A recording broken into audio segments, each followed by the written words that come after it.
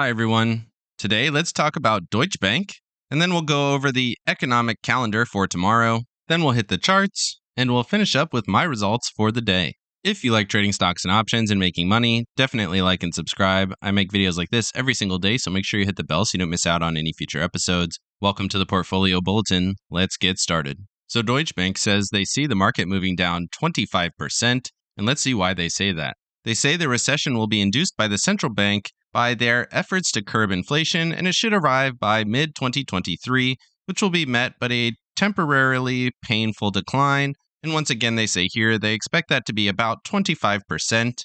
25% from current levels would be pretty dramatic, considering that the S&Ps are down 15% and the Nasdaq is still down about 25% from the highs. But they continue on this path saying that the bubble that we are in is called a super bubble and that it will continue to pop as we see markets moving down. They say in positive news, the Fed and the ECB will be successful in defeating inflation, but unemployment will mount as we move towards that recession. It's not a crazy prediction, and people have been saying this for a little bit, that a recession is going to come, but the big difference here is that they think the market is going to move down another 25%, and that it hasn't priced in this potential for a recession next year. Moving over to the economic calendar, so far the CCI didn't really do much. The Fed talks on Monday didn't affect the markets very much, probably because China has been the main talking point. But it's worth mentioning here, on Wednesday, we do have a couple of things. We got the employment report here. Chicago PMI, not a huge thing, but definitely worth talking about. We got the home sales index, definitely pretty interesting. It's been pretty negative, and it looks like it's going to be negative this time as well. If this moves down sharply, that could affect the markets. And then the big thing here at 1:30 Eastern Time, we got Fed Powell talking once again at the Brookings Institute. And then for tomorrow, we have initial jobless claims. That's always a pretty big one. And then we have PCE, which is one of the things that the Fed really likes to look at as an indicator for inflation. And then on Friday, for big ones, we have the non-farm payrolls and the unemployment rate that same day, both at 8:30 in the morning Eastern Time. Moving over to the charts, starting with the S&Ps here on the 4-hour chart. You can see we had that big red bar here to start off the day, and then we kind of went sideways. The closing bar for the day was slightly green. Looks like we're just coming up and retesting this area and that we're going to get a move down. It would not surprise me if this move up comes back to the 9 EMA here, which is currently at 397.24. Jumping down to the 1 hour, what that looks like a little bit closer here. That would be a retest of the 144 EMA here on the hourly chart. Right in this zone, if we get a push up in the morning, retesting this previous day's high, and then a continuation to the downside would be my expectation. We'll highlight here that we did get a little bit of bullish momentum here on the hourly chart, which makes me think we will see at least a morning to midday rally tomorrow. But right now, I would need to see a pretty concerted effort to see if we retaking these highs or even retesting this trend line. I think we might come back into this area right here, 397, 398, and then we'll get a fail from there. Moving over to the Nasdaq on the hourly chart, I do want to highlight it threw a lot of pins here on the hourly chart right at that 280 level. It never closed below it on the hour, and it looks pretty decent, and it looks like it found at least a little bit of support. Did not get the bullish momentum even in the after hours here on the Nasdaq. Did not quite get oversold here, but it definitely seems like we got just a minor divergence here on the RSI. Again, similar story. I think we might come up, maybe retest the lows from the previous day into that 282.46 zone. And it would not surprise me to get a retest of this trend line created here in the short term, which is right in that same vicinity, 282.20 or 30 or so. And then I would expect the move down to continue from there. Certainly possible that this comes up and retests a little bit stronger than expected. But either way, I think it's going to fail, and that we're going to get a move down at least into the end of the week. So maybe we get that short-term rally here and then a move down after that. Moving over to the Russell on the 4-hour chart, this channel that looks pretty strong still. Does seem like we found a little bit of support as we move towards the bottom of this channel. Seems like 181 is going to be some solid support.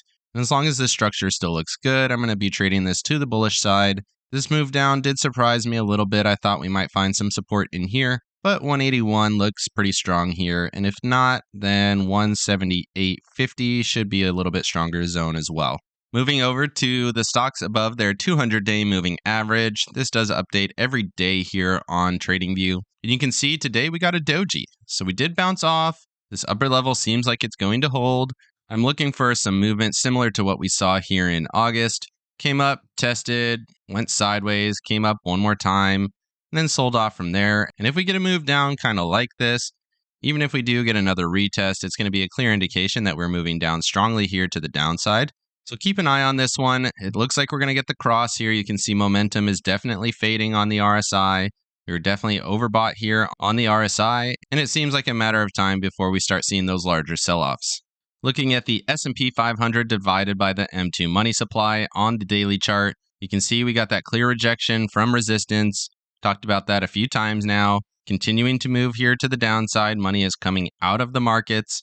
It does seem like we found just a little bit of support here today. It would not surprise me if we came up and retested this area, but the upside is not where I see any opportunity. Even if we do come in here, I expect this to hold, and then I expect to move down from there. Moving over to IYT, or the transportation sector, usually a pretty good indicator of where the market is going. A little bit of a lead indicator here. And you can see we actually popped up today. We had that big sell-off rejection from resistance that I expected, but we moved up slightly today, which is a little bit surprising. But again, we're still right at resistance. I expect this to hold. And if we get a move down in transportation and the NASDAQ and the rest of the stock market moves up just a little bit, that'd be a good indicator to me that we need to jump in short once again. So I'll be watching this one pretty closely. IYT move down and the divergence between that and the rest of the stock market. Moving over to Apple on the daily chart, I do want to talk about it one more time here. We got a big red bar today, looking very weak. Momentum is now negative, moving back to the downside. And for this to get at least to the oversold conditions here on the RSI, similar to what we had here at the end of September. And it seems like we're going to make a lower low here, in my opinion.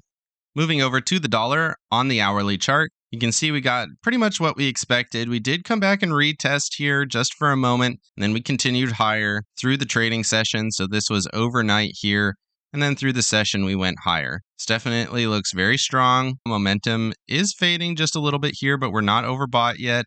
Similar to what we saw here, momentum can go down with the dollar still going higher, and these were overbought conditions here on the hourly chart as well. So we're not quite into that zone. Should expect this to go at least a little bit higher, looking for another point or so tomorrow. If that does happen, we should expect the markets to go down. Hopefully it holds off and we get a little bit of a rally in the morning and then a turn bearish for the markets. Looking at JNK briefly here, we did rally through the session, surprisingly, even though the NASDAQ did move down. We did get to oversold conditions here on the hourly chart, and it looks like we've kind of reset ourselves and that we're getting set up for another move down, which should be a leading indicator that the rest of the stock market, and specifically growth in the NASDAQ, is going to move down as well. Moving over to TLT, surprisingly, we got a little bit of a sell-off here today, came back and retested that 9 EMA. I would like to see this come back and retest the 21 EMA, which should be trading about $99 tomorrow. I don't think we're going to come all the way down to $99. It might take a few days to get there, so maybe back down to 100. And if we get back into that zone, TLT looks like a pretty good trade, as I do expect this to continue higher. This is just a little bit of a cool off here on this rally, in my opinion, which we've seen a few of at this point, and this certainly does not look like an exception in my opinion. Finishing up today here with the VIX, did get a little bit of a red bar here today. Like I said, it would not surprise me if this continues down at least a little bit, coming back into this zone and retesting maybe 21. Allowing the markets to rally just a little bit before we get a continuation higher here on the VIX. And that would be the ideal case for me. I think we're going to get just a little bit of a move down, and then we'll get a continuation here. Moving over to my results for the day, you can see I'm up $397. If you watched my video yesterday, you would know I was short going into the day, which allowed me to be profitable today when the markets moved down. I did buy back those shares and leave the covered puts on, so they're no longer covered puts. I think we're going to get a little bit of a rally into the midday, and I'd be looking to take these put positions off on that rally, and then I would be re-entering to the short side once we see that cool off in that rally. That is my ideal case right now, and that's my thesis. And on the IWM here, you can see I do have a 181 put, which is in a slight loser right now, right at that level that I think we're going to see support here on the IWM. Let me know down in the comment section what you think of my thesis, or what you think is going on in the markets. Definitely like and subscribe if you got any value out of this video, and make sure you hit the bell so you don't miss out on any future episodes. Of course, none of this is financial advice. This is all for entertainment purposes. Good luck in your trading, and have a great day.